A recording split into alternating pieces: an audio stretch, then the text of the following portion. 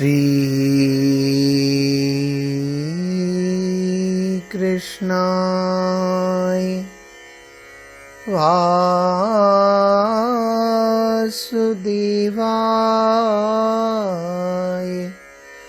देवकी नंदनाय च नंदगोप कुमाराय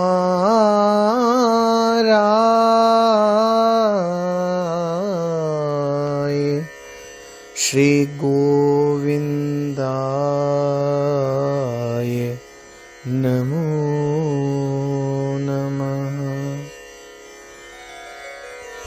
भक्ति भक्त भगवंत गुरु चतुर्नाम वपु एक, तिनके पग वंदन किए नासहि विघ्न अनेक। मेरी भव बाधारो श्री राधा नागर दोय। जातन की झाई परे श्याम हरित द्युति होय। वंदौ गुरुपद कंज कृपा सिंधु नर रूप हरि महा मोहतम पुंज। जासु वचन रवि कर निकर सब संतन निर्णय कियो। मथि श्रुति पुराण इतिहास भजवे को द्वैही सुघर के हरिदास। श्री हरि जो आए विराजिए कथा रसिक हरिदास। तुम श्रोता भक्त माल के तब पद रज हम दास। जय श्री कृष्ण। श्री भक्त चरित्र के अंतर्गत श्री उद्धव जी का प्रसंग हम लोग श्रवण कर रहे हैं। उद्धव गोपी संवाद बड़े भाव पूर्वक हम लोग श्रवण करें। आगे संवाद को बढ़ाते हुए श्री ब्रज गोपियां कहती हैं उद्धव जी से, मन में विचार ऊधो कौन है गवार। दधी दूध को विसार को आहार करे पौन को। गैरिक परिधान को विधान है मेधाविन को। श्याम की सुहागिन कत करेंगी कुसौन को। पानी में न्योन ज्यो रम्यो है मन मोहन मन। जाके गुण गावे कि निभाएंगी मौन को। ताको ध्येय धरणी उद्धार को बतावे है तू। लाए के समाधि फिर ध्यान धरे कौन को। लाए के समाधि फिर ध्यान धरे कौन को। निर्गुण ब्रह्मोपासना की निस्सारता तथा अपने लिए उसकी अनुपयुक्तता प्रतिपादित करती हुई ब्रजांगनाएं ब्रज गोपियां कहती हैं, हे उद्धव, तू मन में विचार करके देख कि ऐसा कौन सा गवार है जो दही और दूध सदृश अमृतोपम भोग का त्याग करके हवा का भक्षण करेगा। गेरुए वस्त्र धारण करने का विधान तो ज्ञानी सन्यासियों के लिए है, न कि प्रेममयी रमणियों के लिए। श्याम की सुहागिनें तो पुष्प शैया की अधिकारिणी है, वे तेरे द्वारा उपदिष्ट कुशासन का क्या करेंगी। और उद्धव, मनमोहन तो हमारे मन में पानी में नमक के समान पूर्णतः समाविष्ट हो गए हैं। अब हम अपने मन में बसी हुई उस प्रभु का गुणगान करें या अकारण ही मौन का निर्वाह करें, मौन व्रत धारण करें। हे उद्धव, तुम बताती हो कि तुम्हारे ब्रह्म का ध्येय धरा का उद्धार करना है, जिसका ध्येय कोई अन्य कार्य है वह हमारा ध्येय ध्यान का लक्ष्य कैसे हो सकता है। फिर हम समाधि लगाकर किसका ध्यान करें। और उद्धव, एक गोपी बोली, कमल ही में ज्योति परवश बसावे तो बरबस एक श्याम भंवर आई अरी जावे है। सोई गति नैनन की नटवर भूले नाही, पलकन में झूले छवि पुतरीन में छावे है। सांस मूदी बैठे तब श्रवण पथ पे ठत रव, बांसुरी सुनाए श्याम हमको रिझावे है। ताते सुनी ऊधो यह सुधो सो उत्तर है, योग मति बतावे हमें नंद लाल भावे है। अरि योग मति बतावे हमें नंद लाल भावे है। ब्रज गोपियां निर्गुणोपासना को अपनाने में अपनी असमर्थता व्यक्त कर रही है। हे उद्धव, तेरे द्वारा उपदिष्ट उपासना पद्धति हमें जरा भी नहीं भाती, फिर भी तेरे द्वारा बताई हुई ब्रह्म ज्योति को यदि हम अपने हृदय कमल में बसाने का प्रयास भी करें तो श्याम सुंदर रूपी भ्रमर वहां आकर अड़ जाता है। वही स्थिति हमारे नेत्रों की भी है। वे श्री कृष्ण के नटवर स्वरूप को कभी भूलते ही नहीं। उनकी आकृति सदा पलकों के बीच झूलती रहती है और पुतलियों में उनकी मोहक छवि का प्रतिबिंब सदा छाया रहता है। यदि हम प्राणायाम पूर्वक ध्यान करने बैठ भी जाएं तो वंशी रव श्रवण मार्ग में प्रविष्ट होकर हमारे मन तक जा पहुंचता है और ऐसा लगता है मानो श्याम सुंदर वंशी बजाकर हमको रिझा रहे हैं। इसलिए हे उद्धव, तू ध्यान से सुन। हमारा तो यही एक सीधा साधा सा उत्तर है कि तू हमें योग मत सिखा। हमारे मन को तो केवल वह नंदलाल ही सुहाता है। इस प्रकार गोपियों ने प्रमाणित किया है कि उनके मन और इंद्रियों की गति एकमात्र नंदलाल ही है। कोटि उपाय करने पर भी वे अपनी वृत्ति को इस मार्ग से नहीं हटा सकती। हमने कहा आप अष्टांग योग को आरंभ तो करो। गोपियों ने कहा उद्धव वह क्या है? उद्धव बोले ब्रजगोपियों यम नियम आसन प्राणायाम प्रत्याहार धारणा ध्यान और समाधि। गोपियों ने बड़ा सुंदर उत्तर दिया। जो उद्धव ने बोला अष्टांग योग, उसका भाव ही बदल दिया।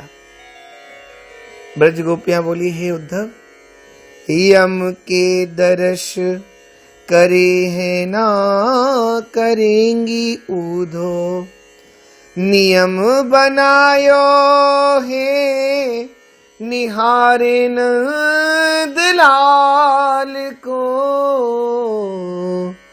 आस न हमें है कि बिसारे गो बिसासी कबहु, प्राणायाम आठों ये न भूलत कुचाल को, प्रत्याहार जगत जो जब हो सो अब है धारणा, धरी है कि सहेंगी विरह ज्वार को, ध्यान में है श्याम साकार सो सदाई उधो, पर समाधि ते पहले तू मिलाए दे गोपाल सो, समाधि सो पहले तू मिलाए दे गोपाल सो। गोपियों ने योग के 8 अंगों को अपनी परिस्थितियों पर घटाते हुए उद्धव के मत को निरस्त किया है।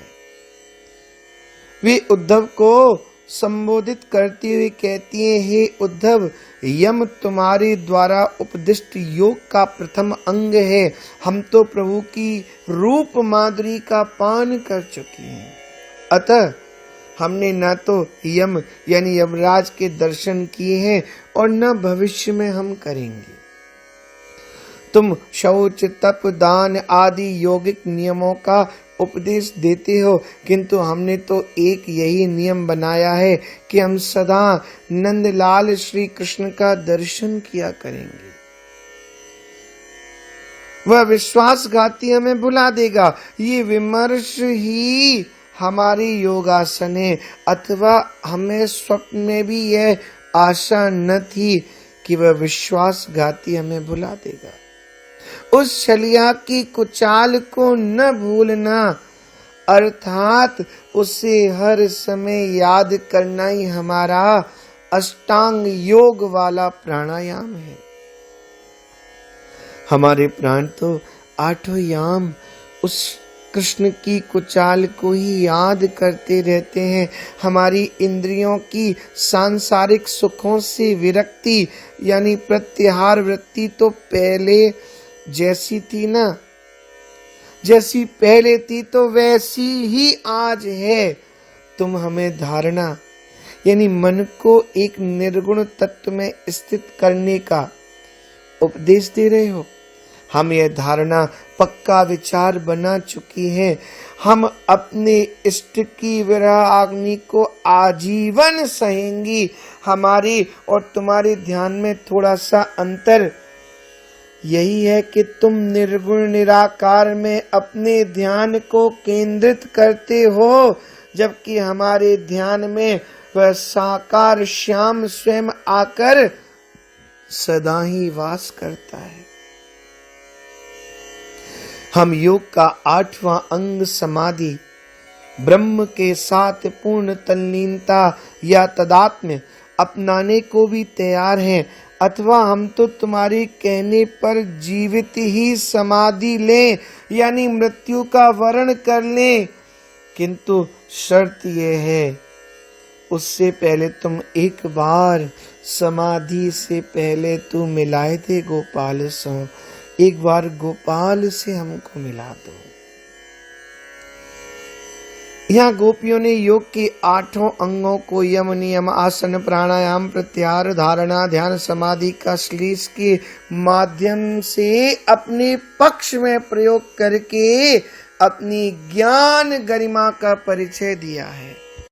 बिना चित चोर चित चकित सो रहत सदा, पहली सी नोक झोंक है ना अखियान की, बिगड़ी ब्रज बन तन की बात तो बनी है आज, मधुपुर निवासिन सुमुखी सुखियान की, छोह की छुई सी छुई मुई ज्यों सकुच बैठी, सुने गो तू ही का मधु दुही दुखियान की, तब तो विचार हवे विवश सी सिसक रही, निकस न पावे है कसक अखियान की, निकस न पावे है कसक अखियान की।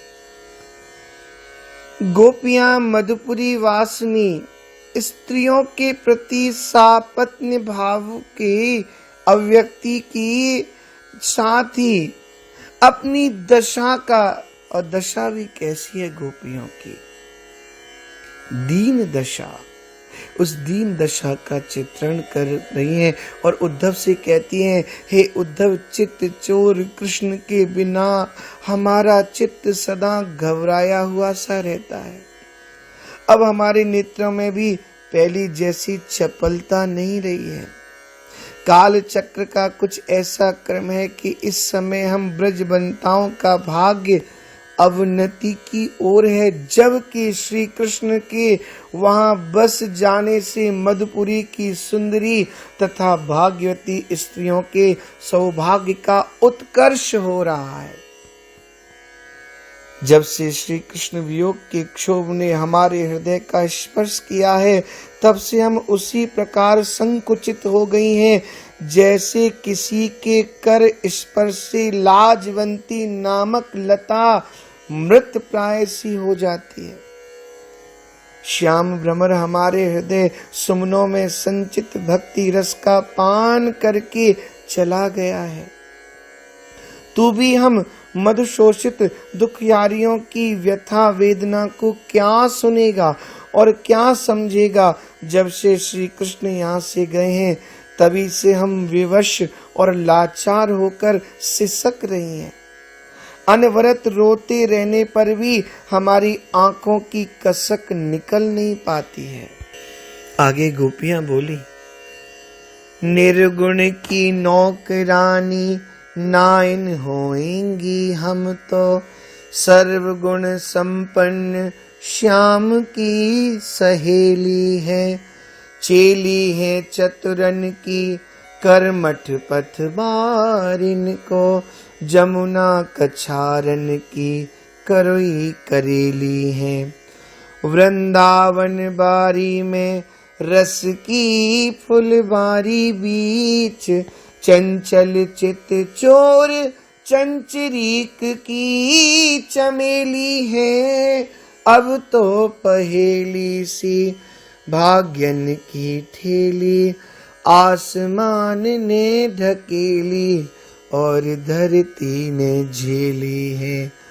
आसमान ने ढकेली और धरती ने झेली है।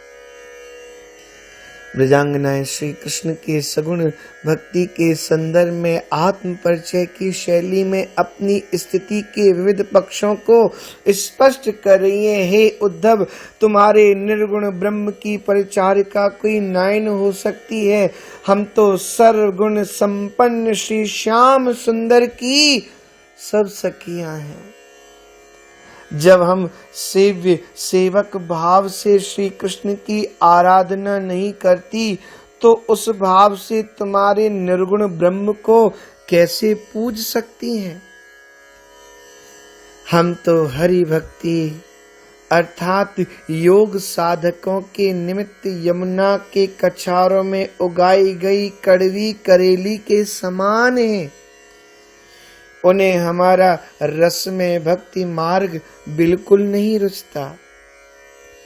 हम तो वृंदावन रूपी वाटिका में स्थित रसवती फुलवारी के मध्य खिली हुई वे चमेली की लताएं हैं जिसका रसपान चंचल चित्त चोर श्री कृष्ण रूपी भ्रमर ही करता रहता है। इतनी गौरवशालिनी होते हुए भी वर्तमान में तो हम भाग्य द्वारा प्रताड़ित दुर्बोध पहेली के समान है। उद्धव, हमें ऐसा लगता है मानो आकाश ने तो हमें नीचे ढकेल दिया है और पृथ्वी पर हम भार के सदृश हैं। दुर्भाग्य ने हमारे सुख के दिन छीन लिए हैं और तुम सरीखे लोग हमें इस स्थिति में भी, इस हमारी दशा को देखते हुए भी आकर के चैन से हमें जीने भी नहीं देते हो।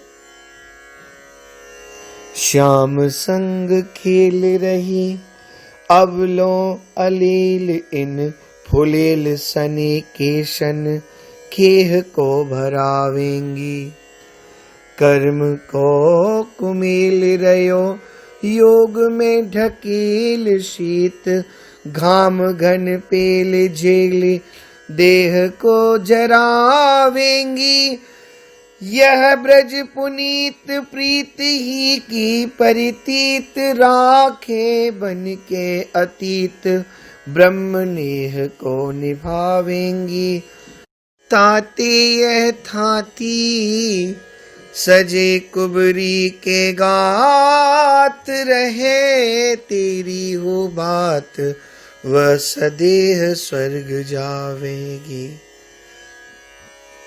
गोपियां योग को अपनाने में अपनी असमर्थता व्यक्त करते हुए कुब्जा के प्रति सापत्न भावना से व्यंग वचन करके कह रही हैं, हे उद्धव, अब हम तो अपने श्री कृष्ण के साथ स्वच्छंद भाव से हमने रास क्रीड़ाएं की हैं। अब हमने ऐसी कौन होगी जो योग को अपनाकर अपने सुगंधित तैलाक्त केशों में राख भरवाएगी। यह तो हमारे ही कर्मों का योग है उद्धव, जो हमें योग में धकेला जा रहा है। गोपियों को आशा है कि उन्हीं का दैव दुर्विपाक उन्हें उद्धव से योग की प्रेरणा दिलवा रहा है।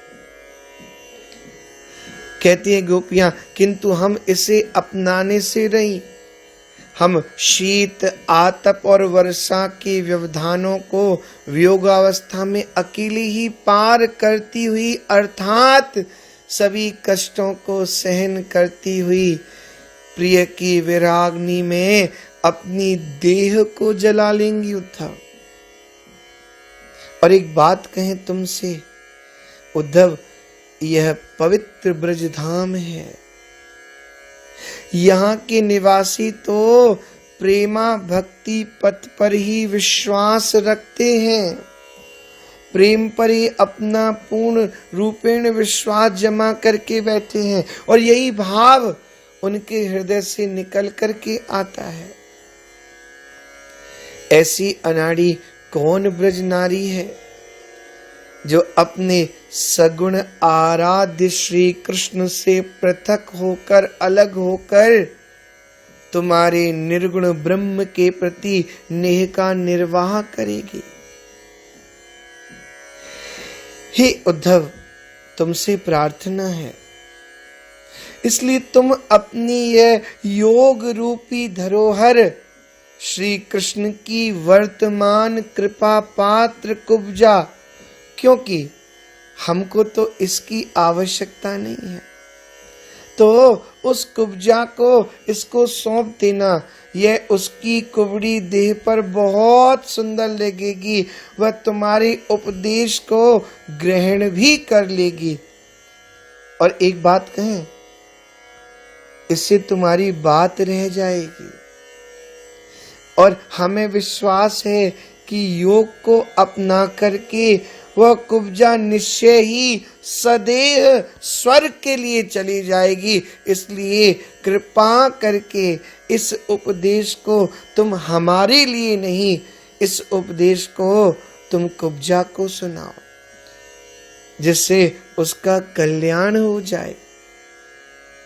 हम सबको, हम ब्रज गोपियों को इस भाव से कृपा करके हे उद्धव तुम दूर ही रखो। ऐसा गोपियां अपना भाव वर्णन कर रही हैं। आगे का भाव हम लोग अगले भाग में श्रवण करेंगे। जय श्री कृष्ण।